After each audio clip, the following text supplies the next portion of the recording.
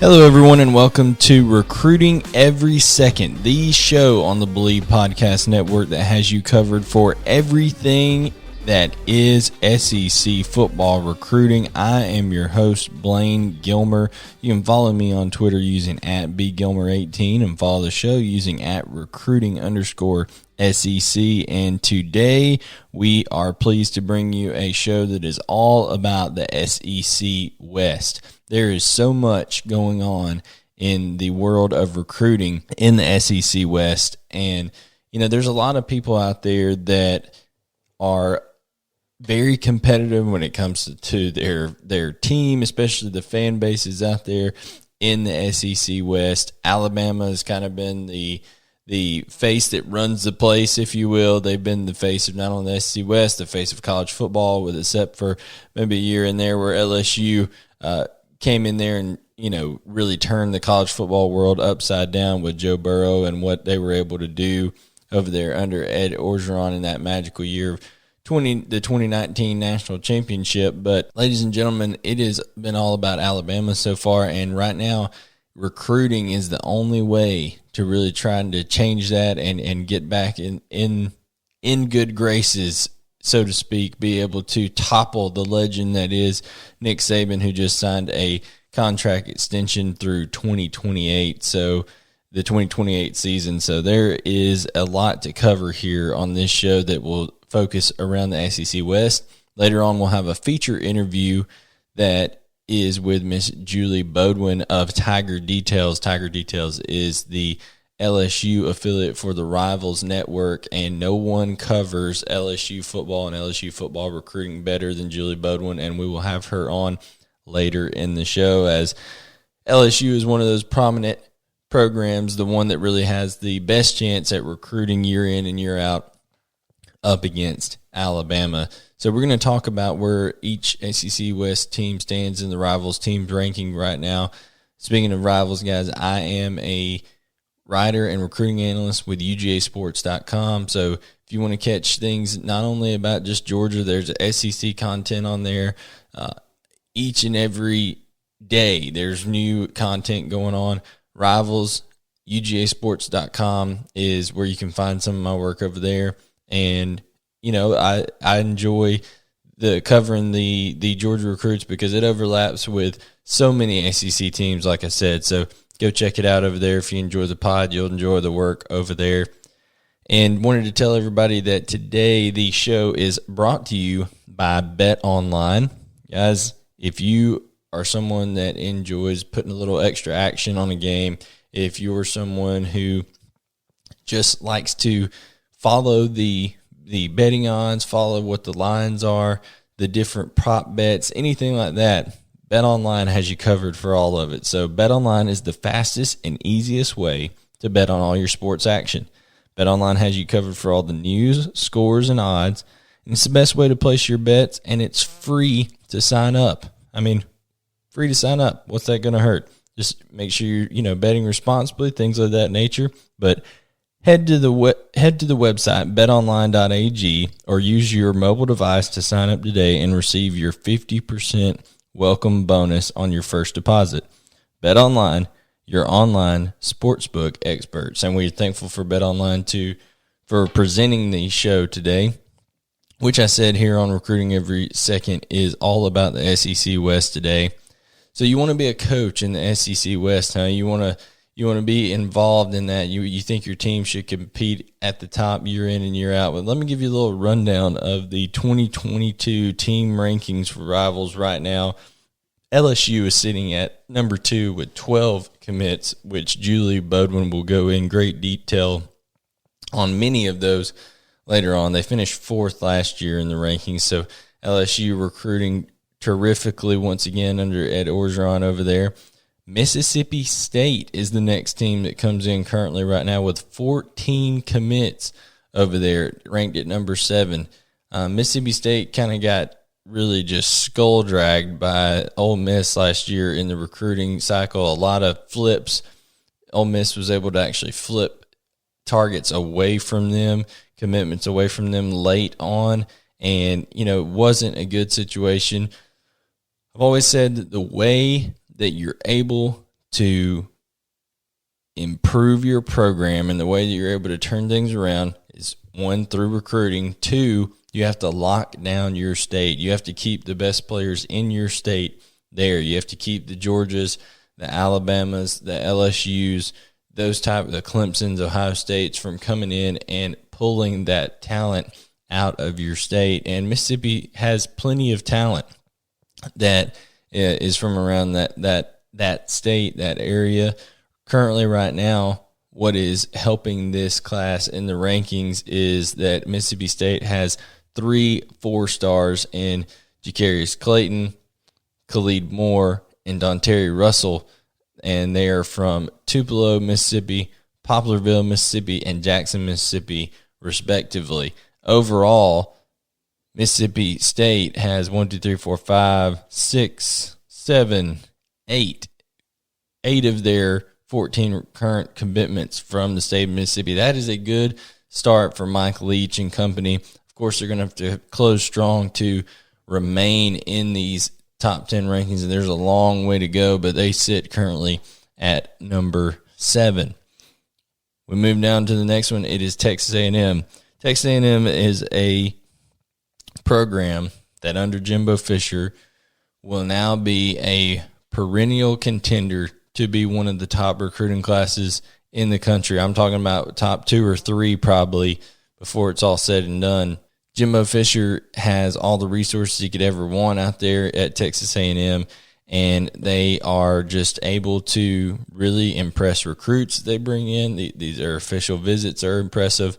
They had several high-profile targets in the 2022 class and 2023 class. I know a linebacker in the 2023 class, specifically Tackett Curtis, is just a tremendous athlete, is going to be a force at outside linebacker at the next level. Saw a picture of him on his official visit out there. Tackett is from Louisiana, and Tackett was standing out there, on the photo booth background type deal that they have out there that they take photo shoots on all these unofficial visits, and Tackett standing there in full Texas A&M uniform, full regalia, if you will, and has a Stetson, cowboy hat on. So Texas A&M has a little bit of that. They're taking advantage of that Texas flair as well, but they're really enjoying this process under Jimbo Fisher right now.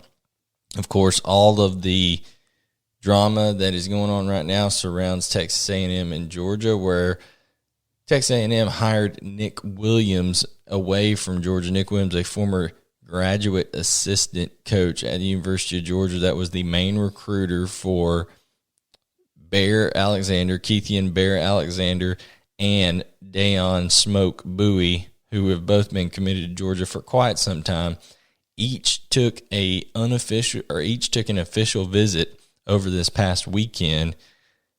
Once Nick Williams went to Texas A&M, he convinced both of them to be able to come take a official visit to Texas A&M, and apparently that Texas A&M official visit was all that it took, as Keithian Bear Alexander and Deion Smoke Bowie decommit from Georgia just a day apart from each other. So Georgia goes from having the number 3 ranked class, falls behind Notre Dame in the Rivals rankings to the 4th ranked class after losing those 2 talented prospects. And if Texas A&M is to land those 2, you will definitely see them jump way up inside that top 10, currently sitting at number 10 in the Rivals rankings. So let's move on down to the next one is Arkansas, who I jumped over Alabama. Alabama is number 12 in the rankings, and they only have 7 commitments. Yes, Alabama is that kind of juggernaut where they can only have 7 commitments at this point, and they know that they can sit back and have those 7 commitments because they can wait. They're in it with some of the biggest talent out there right now, according to the Rivals rankings. Alabama doesn't have a 5-star committed yet, which I think quarterback Ty Simpson out of Martin, Tennessee, his father is the head coach at UT Martin. Then Ty Simpson, guys, is going to be a unbelievable college quarterback. I think he does earn his 5th star here before too long over on Rivals, and I think Ty Simpson is a guy who can come in because of his background being a son of a college football coach and being around college programs for most of his life. I think that Ty Simpson is a guy who can actually come in and compete with and beat out Bryce Young when he comes in next year.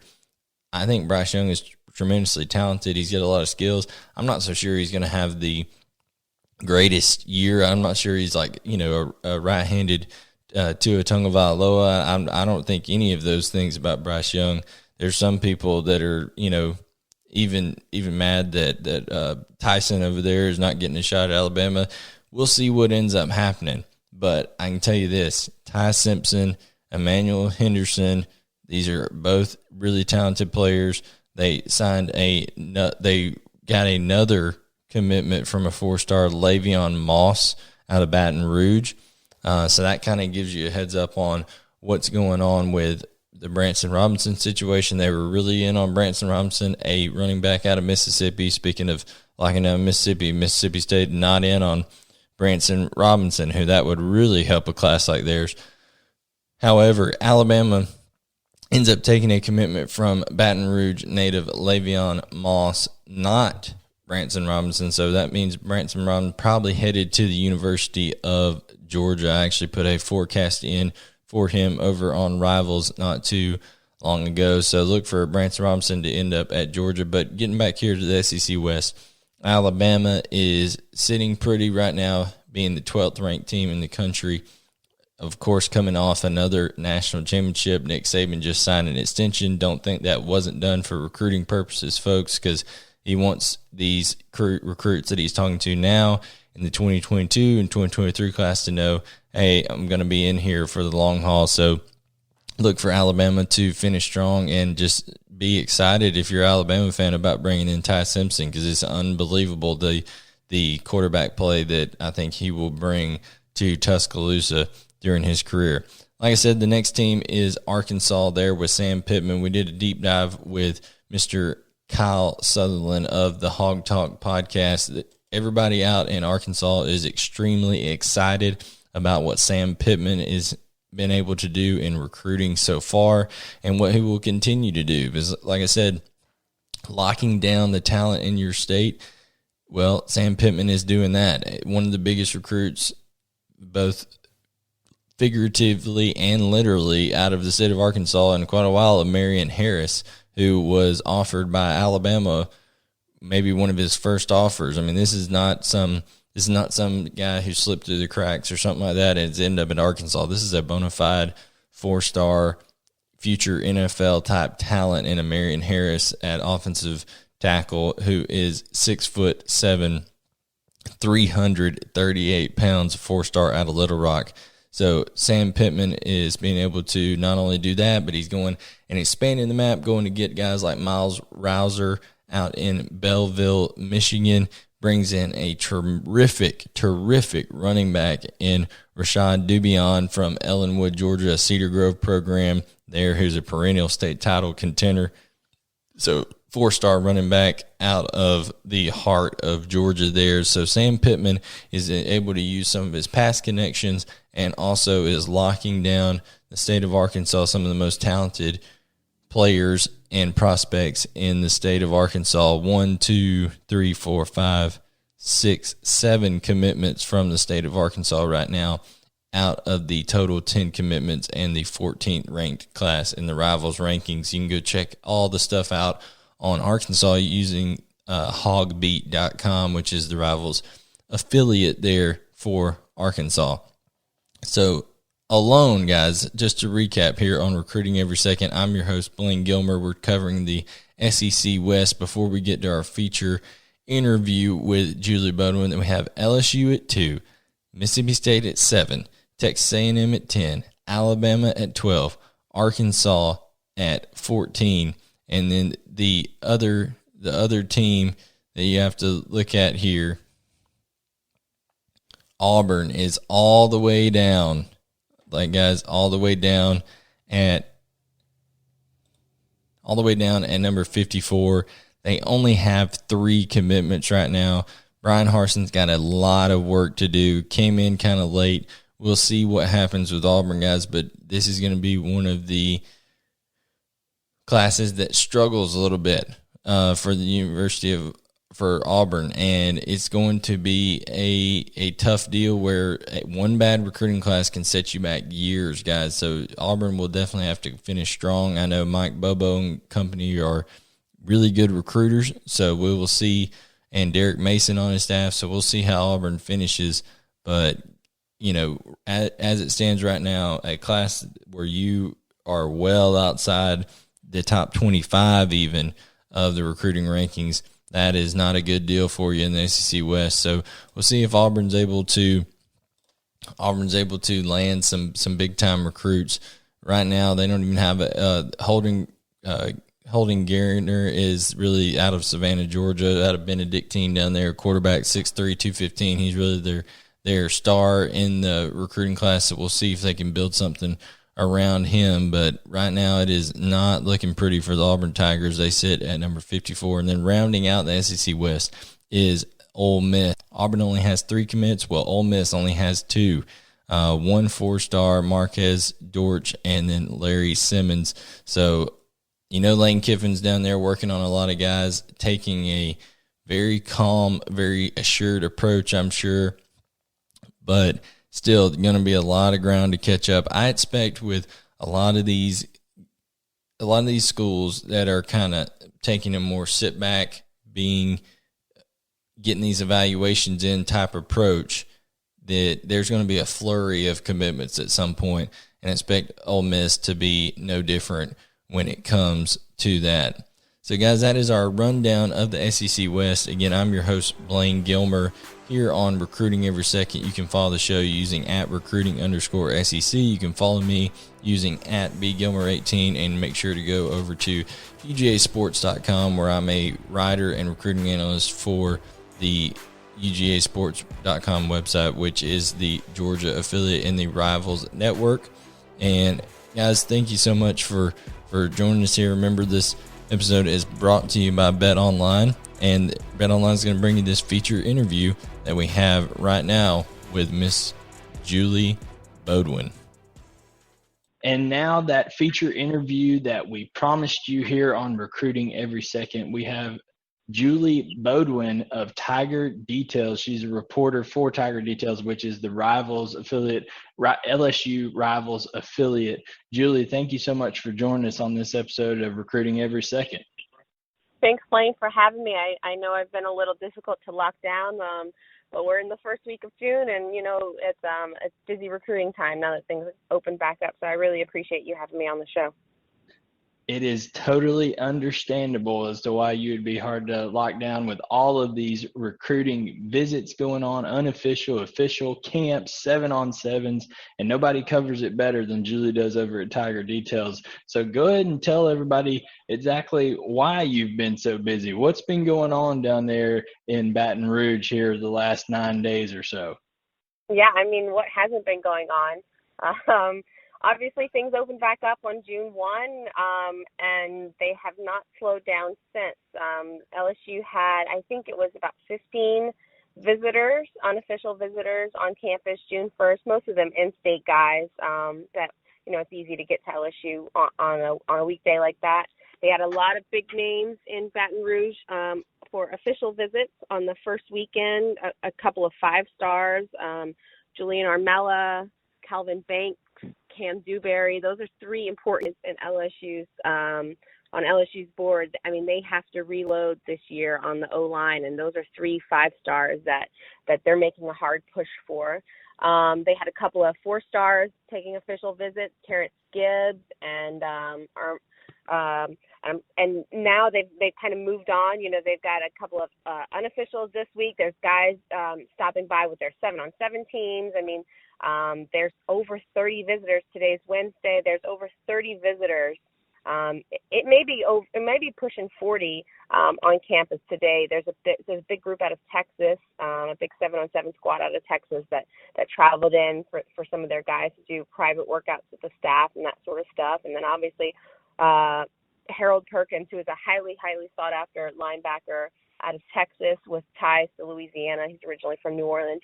He's also in Baton Rouge this week. So, and then, camps. You mentioned camps. LSU had multiple camps this past weekend. They have camps this weekend coming up and more official visitors this weekend. So it's really nonstop. And I would imagine for most schools, this is kind of how it's been. It's just been chaotic. I don't know how they do it all. I don't think the staff sleeps much because I haven't got much sleep in the last few days, and I don't even work for the team. I just cover them. So I imagine it's a crazy time.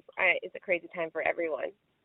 Very little sleep going on, I'm sure, everywhere across the SEC country, and that's what we cover here on Recruiting Every Second, the show on the Believe Podcast Network that covers all things SEC recruiting. And just a reminder, we are here with Julie Beaudoin of Tiger Details that covers all things LSU for the Rivals Network. And Julie, big time recruiting is no stranger to LSU. Last year on the Rivals rankings, they finished 4th in the country in the class of 2021, and we're going to kind of touch on that class a little bit before we move on to the current cycle they're in. They picked up 5 stars like Sage Ryan and Mason Smith. In your experience, Julie, with Mason Smith being out of Houma, Louisiana, has there been many recruitments that have been bigger than Mason Smith in terms of everybody thought early on he was going to LSU, then a lot of teams, even Georgia, got heavily involved. There was the connection to Corey Foreman, but that was one of the biggest recruitments that I've seen and been a part of in terms of teams coveting Mason Smith. What just talk to us about that experience? Yeah, I mean, so I don't know if you know this or not. We didn't talk about this, but I'm from Houma. So I covered Mason extensively last year. I went to, I forget how many games they played, but I went to 80%, 90% of their games. I think I only missed 1 or 2. I was filming a documentary type thing on him that we released on Tiger Details YouTube channel. So I spent a lot of time with Mason. It's certainly the most time that I've put in on a player. Following the recruitment as closely as I did. The only other one that I would say could compare to that would probably be Leonard Fournette. I was at a different website at that point in time, and I wasn't necessarily covering recruiting. I was doing high school stuff in the New Orleans area at that point in time. So that was chaotic, and that was in 2014, if I'm recalling right. I think that's the class he graduated in. So 6-7 years later, the recruiting is obviously much bigger now than it was even then. And, Leonard was the number 1 player in the country at that time. So, Mason's recruitment was insane. I mean, I spent, I would say, at least 1 day a week, but probably more with him, whether it was at school, weight room, filming them, or at a game, or on the weekends if he was training, or I can't even tell you the amount of time that I spent in with him.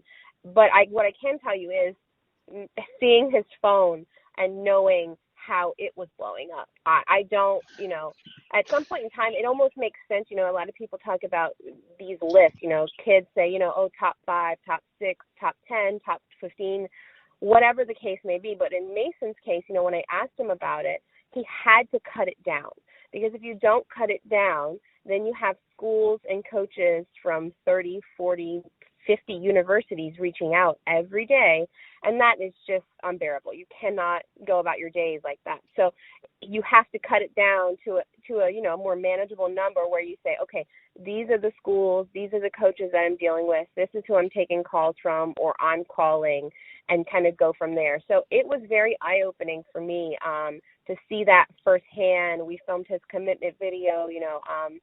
I kind of knew some of the things that was happening behind the scenes when he was going. He helped put me in contact with Corey Foreman, and I did like a little joint interview with him. And it's interesting to see. The fans don't get to see that every day. That for example, the interest for Corey Foreman to go to LSU was legitimate. They did really want to play together, and at one point in time, LSU most certainly led for him. But other things come into play. you've got 4 or 5, 6 months before you actually sign from that moment, and things change. For example, like I said, they had 3 5-star O linemen on campus this last weekend, and they loved it. All 3 of them. I talked to one of the kids, and I talked to a parent for one of the other ones, and they absolutely loved it.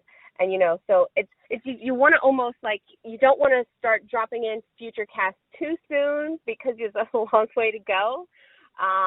But it played those official visits and things being open for the first time in 15 months.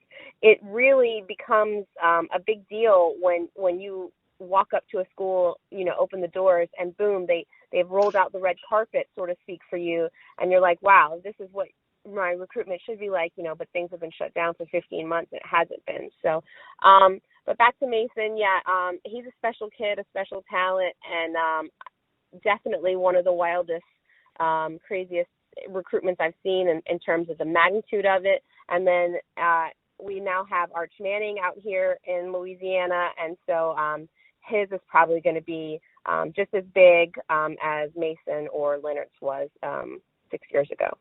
So now you're going to get an apartment beside Isidore Newman School, correct? And just be over there all the time. No, I don't think I'm taking it that far. I mostly cover LSU. Like I said, you said LSU for Rivals, and so that I kind of stick to that. I'll cover some other kids here and there, and obviously Sam Spiegelman, our national writer down here.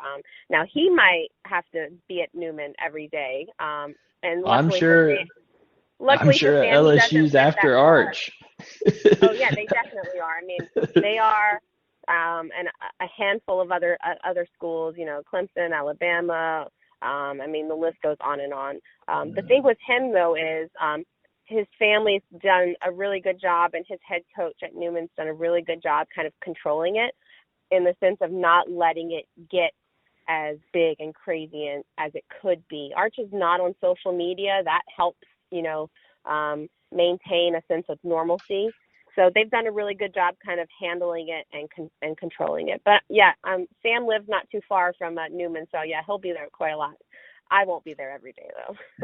I got you. Well, I know Georgia has lots of connections to Arch Manning as well. I'm a recruiting analyst for UGAsports.com, which covers Georgia, so everybody's after Arch. But speaking of quarterbacks, Julie, in that 2021 class, kind of a transition to the 2022 class, Garrett Nussmeier was the quarterback out of Flower Mound, Texas, that they signed in that class.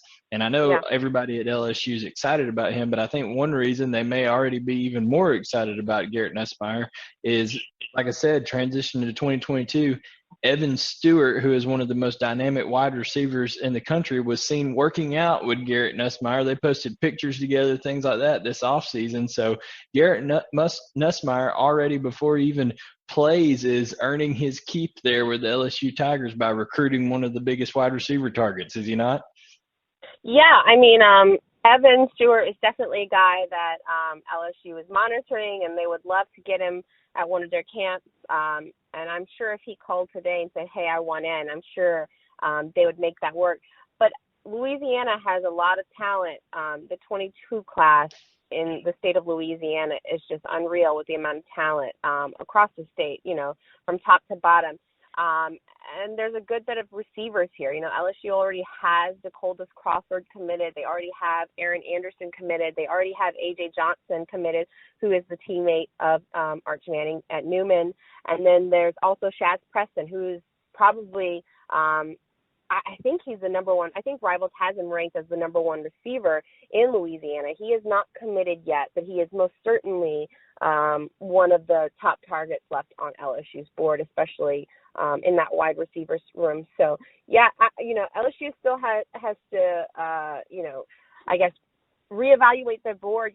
We saw a little shakeup this past week with Lucas Taylor flipping after he camped. He flipped from LSU to Mississippi State. So I think a lot of these schools, and not just LSU, but they're going to have these camps, and their boards are just going to be completely flipped and changed. And this guy moves up, this guy moves down. They haven't seen these kids in person in 15 months or longer. And so, I think a lot of that's going to change. But yeah, I do know. I mean, Evan Stewart's definitely a target of theirs.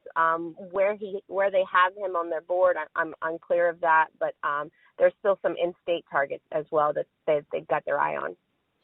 And you've also put in some recent future casts for some players over there at Tiger Details as well, coming off those camps. One in particular, a guy from the state of Georgia, Damari Alston, a running back. So talk to us a little bit about Damari Alston and kind of what happened at the over his visit that made you think, okay, LSU might be the school here. Yeah, I talked to Damari before his official. Great kid, by the way, if you ever get a chance to talk to him and interview him.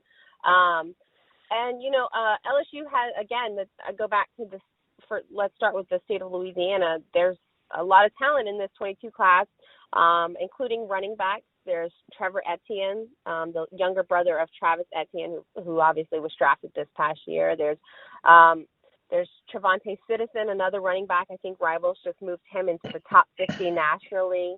And then there's Le'Veon Moss out of Baton Rouge, who actually just committed a few days ago to Alabama. So Louisiana has a lot of running back talent, but they also have to look out of state from time to time, just in case, like I said, Moss just committed to Alabama. You can't necessarily always bank on the guys you think you might get in state. So Damari Alston is a 4-star out of Atlanta who is very high on LSU, and LSU has him high on their board as well. He took an official this past week. He was one of the 6 official visitors that first weekend. He was one of the running backs, him along with another 4-star, Terrence Gibbs. I interviewed him beforehand, and, I've been doing this for a while, and there's certain things or certain phrases that kids say that you just get a little feeling on. And then when you start digging and you start, asking around, is he a take? What do you think about him? What are the chances? And then when I spoke to him after the official, it was more, positive things that he was saying. So, sometimes you just got to go with your gut on those things and look at the other schools still in the mix and what he's saying and all of those things. And so when you add it all up, you kind of roll with it. And that's what happened on that one. Absolutely. No, LSU ranked the number 2 class in the country, like I said. What do you think LSU has to do for the remainder of this class? And I know there's a long time to go. Lots of things are going to happen. There's going to be people from every class decommit, commit. There's going to be all kinds of stuff that happens. Like you said, these coaches haven't seen these young men in 16, 18 months, maybe longer, depending on when their last, unofficial, or how long they've been being recruited by LSU. What do you think has to take place for LSU to come away with that number 1 spot in the class? Well, I mean, you can't control what Ohio State does, for starters, and they've been on a tear lately with 4. They have 4 5-stars in the class, 13 players committed. LSU had 13. Like I said, they just lost a lineman who flipped to Mississippi State, but I think they're okay because there's bigger players here, especially with the new hire of Brad Davis. Like I said, there's 5. I mean, that's a pretty big weekend. Let's talk about that for a second. They parted ways with their O-line coach, James Craig, 2 days before they have a camp. Before they have an O-line, D-line camp, and before they're hosting 3 5-star recruits. So, if they can get some of those guys, some of those bigger names, like I said, Kelvin Banks, Cam Dewberry, Julian Armello, those are 3 5-star O-linemen. I don't think they'll get all 3 of them, but 1 or 2. 5-star linebacker Sean Murphy out of the D.C. area. He took an unofficial. He visited, did a private workout for the linebackers coach, Blake Baker. All reports sound like he's very high on LSU, and it might be down to LSU and another school, so they can get him. And then there's a couple other players out there as far as, like I mentioned, Shaz Preston, a 4-star receiver, and Quincy Wiggins, a 4-star D-end out of Louisiana, who it seems like LSU is in a really good spot for. You got to just keep going and keep building momentum. I will say that, the parent that I talked to for one of the official visitors, the parent even said, he can't wait to get back to LSU. They literally, it's not a red carpet, but I'm just talking, they give these players and these families, it's like they're literally rolling out a red carpet in terms of how they treat them, and everything from the time you step off the plane to the time you get back on the plane is just like, you can't beat it. And LSU has done a great job over the years on these official visits. Ed Ogeron is really engaging and easy to talk to and very likable when you meet him in person. And he treats everyone like family, whether he knows you, doesn't know you. And so, like I said, when you haven't been on a visit in over 15 months, and for some of these kids, it's probably been longer because they were too young to take visits if at ever. that time. Yeah, they were too young, or they weren't being recruited then because it's been so long. You kind of you get enamored, with how you're being treated, especially when you've been on quarantine for as long as we all were. So they do a really good job. I think they'll continue to do a really good job. They have a really good staff. They've made some really good hires. The talent is there in Baton Rouge. It's just about piecing it all together. They have a good class going in already in the 22 class with tackle Will Campbell and quarterback Walker Howard, 5-star Jacoby Matthews. I mean, these are big names in the recruiting world. And so those three guys especially are doing a great job helping recruit players to come to Baton Rouge. So, they've got, like I said, 4-star Harold Perkins is visiting there today. They've got Denver Harris, another big name out of Houston, coming in this weekend. So, they're in the mix with them. They just have to, it's a long way between now and signing day. And you kind of just got to keep it going throughout the season and do your best. And you kind of just got to send off those other players, Ohio State, Georgia, the Alabamas, the Texas A&Ms, the Clemsons, everybody that's kind of always there at the end. You just kind of got to fight them off till the end, I guess. Well, if you cannot tell, guys, Julie Beaudoin is passionate about covering LSU recruiting, and she is also extremely knowledgeable, one of the best in the business. If you don't already, if you're an LSU fan and you don't already subscribe to Tiger Details, make sure you go over there and do that, guys, so you can follow Julie's work.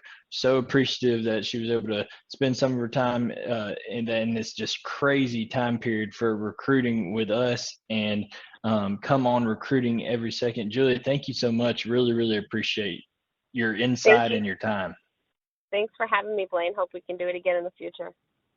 No doubt, especially closer to signing day to see kind of LSU's number 2 right now. We're recording this on June 9th. We'll see where they end up in the rankings come early signing day. Absolutely.